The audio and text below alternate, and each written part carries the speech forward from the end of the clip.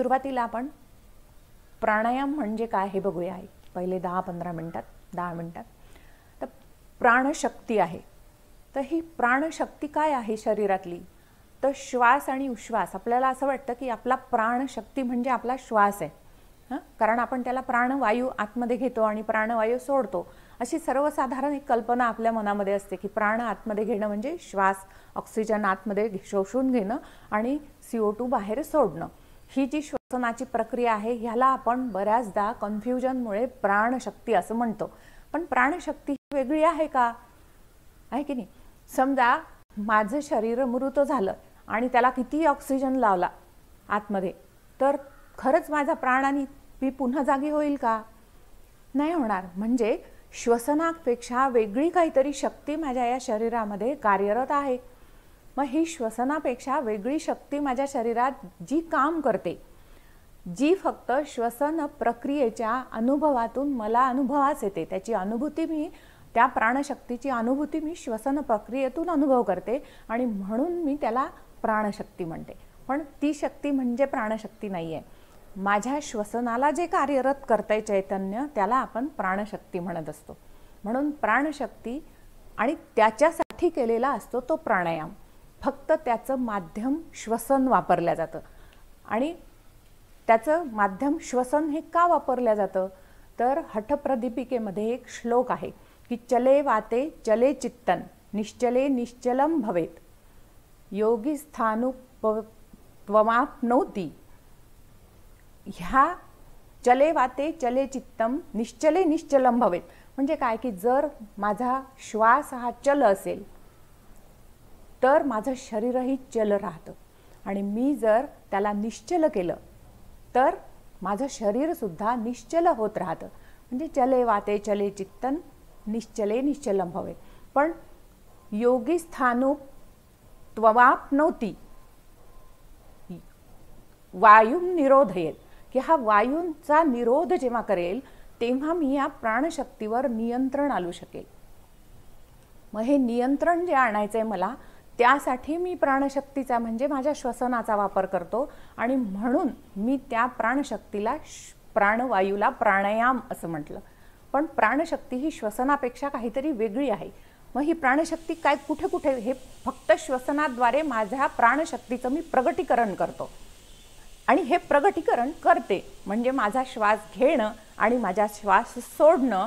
आणि म्हणून त्याला प्राणायामाकडे आपल्याला आधी सगळ्यात पहिले कुठे लक्ष द्यावं लागेल? मग की श्वास घेणं आणि श्वास सोडणं.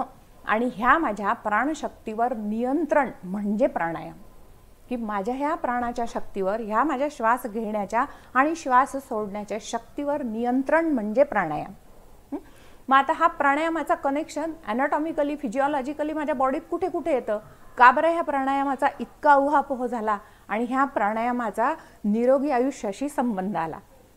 तर हठयोगामध्ये आणि पतंजलींनी सुद्धा काय सांगितलं आहे अष्टांग योगामध्ये की पहिला कुठला अष्टांग योगामधलं पहिलं अंग कुठलं दिलेलं आहे? यम आहे, नियम आहे, आसन आहे, प्राणायाम आहे आणि मग प्रत्याहार आहे. म्हणजे पतंजलींनी जेव्हा सांगितलं तेव्हा त्यांनी सांगितलं की तुम्हाला आसन जर दृढ झालं असेल तर आता तुम्ही प्राणायामाकडे जा. असं का म्हटलं असावं?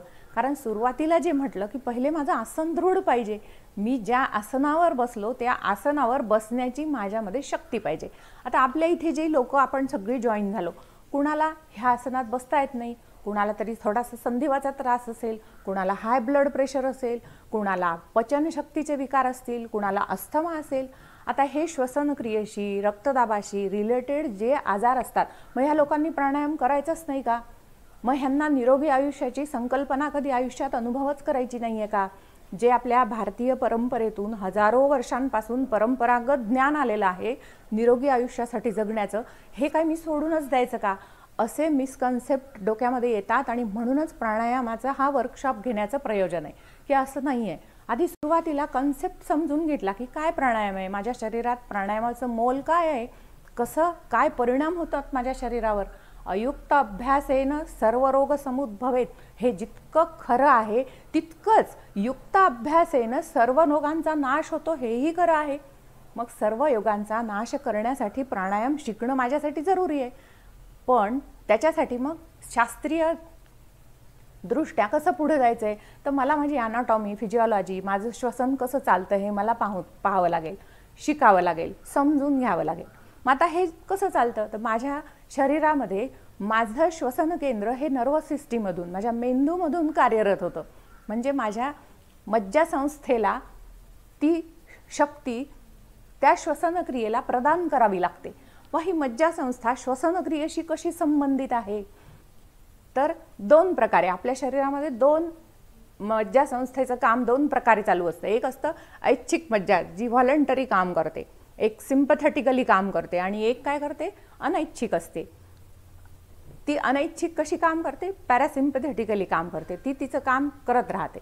आता जी प्राणशक्तीचं आपण आता एक पाहिलं की प्राणशक्ती माझ्या शरीरात काम करते, ती कशी, त्याचं एक छोटंसं उदाहरण घेऊया. की आपण बीज पेरतो, पण पेरल्याची शक्ती, पेरण्याचे प्रयत्न आपण करू शकतो, पण उगवण्याचे प्रयत्न आपण नाही करू शकत. बीज पेरल्यानंतर उगवायचं की नाही ही शक्ती माझ्यामध्ये नाही आहे. ही शक्ती कुठल्या तरी दुसऱ्या बाह्य शक्तीमध्ये अवलंबून आहे. त्या शक्तीवर हे अवलंबून आहे की त्यांनी मग ते रुजेल का, मग त्याच्यामध्ये तेवढी उष्णता निर्माण होईल का, तेवढं पाणी त्याला मिळेल का, मग त्याला अंकुर फुटेल का, बरं अंकुर फुटल्यानंतर सुद्धा त्याला फळं, पानं, फुलं येतील का.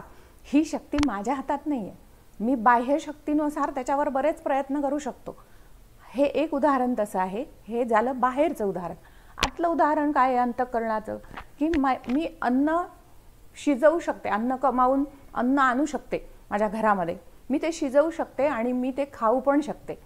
पण मी ते अन्न पचवू शकते का, माझ्यामध्ये पचवण्याची ताकद आहे का अन्न पचवण्याची. बरं ठीक आहे, आपण तेही म्हणू की मी योगासनं करेल, व्यायाम करेल, भरपूर शक्ती कमावेल आणि चयापचयाची क्रिया, अगदी मेटाबॉलिझम एकदम उत्कृष्ट ठेवेल आणि अन्नपचन माझ्याकडून खूप चांगल्या पद्धतीने करण्याचे पूर्ण प्रयत्न करेल. पण शरीरामध्ये जे अन्नपचनासाठी सिक्रिशन्स होतात, बाईल ज्यूस सिक्रेट होतात, एन्झाईम सिक्रेट होतात, हे सिक्रेट करण्याची शक्ती माझ्यामध्ये आहे का, तर ही शक्ती माझ्यामध्ये नाही आहे. ही कुठली तरी एक अलौकिक शक्ती आहे, जी शक्ती हे काम करते आहे. आणि ही कुठली आहे, मग ही अनैच्छिक आहे. माझं ब्लड प्रेशर वाढतं, मग माझ्या ब्लड प्रेशरवर माझा कंट्रोल आहे का, तर श्वसन हे एकमेव रिस्पिरेटरी सिस्टीम, श्वसन संस्था ही एकमेव संस्था अशी आहे की जी ऐच्छिक आणि अनैच्छिक दोन्हीमध्ये काम करू शकते. की मी माझा प्रयत्नपूर्वक मी एन्झाईम सिक्रेट नाही करू शकणार, अनैच्छिक काम आहे, जे अलौकिक शक्तीचं आहे ते त्याचं काम करत राहील. तशी श्वसन संस्था ही दोन्ही प्रकारे काम करते. म्हणजे म्हटलं तर काही अंशी, काही प्रमाणात मी माझ्या श्वसन संस्थेवर नियंत्रण मिळवू शकते आणि काही प्रमाणामध्ये नाही मिळवू शकत. माझं त्याच्यावर कंट्रोल अनैच्छिक रूपाने पण आहे आणि ऐच्छिक रूपाने पण आहे. आणि म्हणून प्राणायामाला महत्त्व आहे. म्हणजे माझ्या शरीरामधल्या जी पॅरासिम्पथेटिक नर्वस सिस्टीम आहे ही काय करत असते, नेहमी आपल्याला कूल डाऊन करते. या अन्न खाणं माझं काम आहे, भूक लागते, जी सिम्पथॅटिक नर्वस सिस्टीम काय करते, फाईट अँड फ्लाईट मोडमध्ये असते कधी पण. ती काय करते, हे तुला चावतंय त्याला झटक, रिस्पॉन्ड करण्याचं काम ही सिम्पथॅटिक नर्वस सिस्टीम करते. माझं ब्लड प्रेशर का वाढतं, त्याच्याचमुळे आणि ही काम करणं सुद्धा योग्य आहे. त्याच्यामुळेच आपण जीवन जगतोय. ह्या सिम्पथॅटिक नर्वस सिस्टीममुळेच आपण धैर्याला सामोरे जातो, संघर्ष प्रवण वृत्ती आपण पत्कारतो. म्हणून ती जितकी योग्य आहे तितकीच पॅरासिम्पथेटिक नर्वस सिस्टीम जी अनैच्छिक मज्जासंस्था आहे याच्यावर पण माझा कंट्रोल आहे का. मग हा कंट्रोल मिळवण्यासाठी सगळ्यात पहिले प्राणायाम काम करतो आणि म्हणून प्राणायामाचं इतकं महत्त्व आहे. तर हे कसं कूल डाऊनमध्ये आणतं, तर जेव्हा आपण संथ श्वासोश्वास करतो आणि श्वासनाद्वारे आपल्या सगळ्या शरीराच्या सिस्टीम्सला आपण कंट्रोल करतो, तेव्हा आपोआप आपले अनैच्छिक होणारी जी कामं आहेत, म्हणजे अनैच्छिक कोणते, की एखाद्या गोष्टीला त्वरित रिस्पॉन्ड करणं, मग हळूहळू माझं ऐच्छिक व्हायला लागतं. माझं हार्ट रेट वाढतोय, खूप जबरदस्त वाढतोय एखाद्या गोष्टीची मला भीती वाटली की, किंवा माझं ब्लड प्रेशर वाढतंय. हे माझं ब्लड प्रेशर वाढणं हे जसं सिम्पथॅटिक नर्वस सिस्टीमचं काम असेल तर त्याला कूल डाऊन करणं. मी अन्न खातोय हे सिम्पथॅटिक नर्वस सिस्टीमचं काम करणं, तर मी ते अन्न पचवतोय हे माझ्या पॅरासिम्पथॅटिकचं काम असतं. मी काय करत आहे, जेव्हा माझ्या श्वसन प्रक्रियेवर नियंत्रण मिळवते तेव्हा मी माझ्या अनैच्छिक मज्जासंस्थेला हळूहळू कूल डाऊन होण्यासाठी मदत करते. म्हणून जी लोक खूप उदासीन असतात, जे डिप्रेशनमध्ये गेलेले असतात त्यांना प्राणायाम सांगायचा नाही कधी. मी ध्यानाचा जेव्हा वर्ग घेतला तेव्हाही सांगितलं होतं की जे मेडिटेशन करतो तर जे डिप्रेशनमध्ये असतात, उदास असतात, सतत निराश बसलेले असतात, यांना कधीही मेडिटेशन प्राणायाम शिकवायचा नाही. शिकवायचा जरी असेल तरी प्रत्यक्ष असा ऑनलाईन तर अजिबात नाही. तर तुमच्यापैकी कुणाला तसं असेल तर फक्त ऐका, करू नका. आपण त्याच्यानंतर फोनवर बोलू. कुणाला हाय ब्लड प्रेशर असेल तर त्यांना आजच्या वर्कशॉपमध्ये ह्या बेसिक लेवलमध्ये काहीच त्रास होणार नाही आहे, म्हणून मी तशा प्रकारच्या सूचना टाकल्या नाही. पुढचा जेव्हा वर्कशॉप ह्याचाच ॲडव्हान्स लेवल घेणार, 3-4 वर्कशॉपमध्ये प्राणायाम चांगला उच्च प्रतीचा प्राणायाम शिकला जातो. कारण प्राणायामसुद्धा 3 प्रकारचा आहे. एक प्राणायाम आहे अधम गती प्राणायाम की जो खालच्या बेसिक लेवलचा असतो, दुसरा असतो मध्यम गती प्राणायाम आणि तिसरा असतो उच्च प्राणायाम. म्हणजे अधम, मध्यम आणि उच्च अशी 3 पातळ्या आहेत प्राणायामाच्या.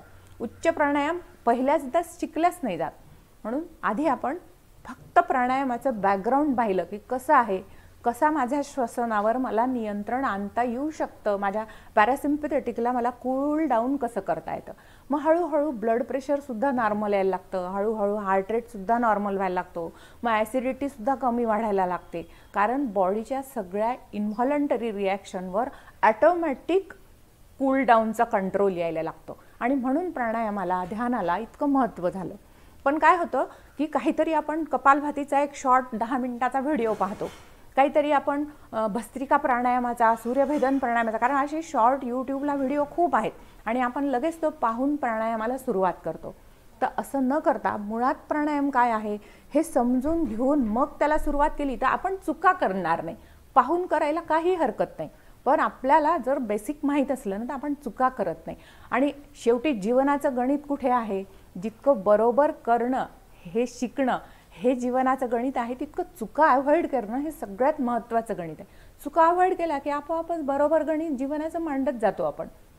म्हणून बेसिक कॉन्सेप्ट खूप महत्त्वाचे आहेत प्राणायामामध्ये समजून गेलं, नाही तर मग अयुक्तनं अभ्यासेनं अशीच आपली अवस्था व्हायला लागते. म्हणून ह्या 2 नर्वस सिस्टीममध्ये श्वसनाचं काम कसं आहे, दोन्हीकडे बॅलन्स श्वसन काम करू शकतं, म्हणून प्राणायामाचं महत्त्व आहे.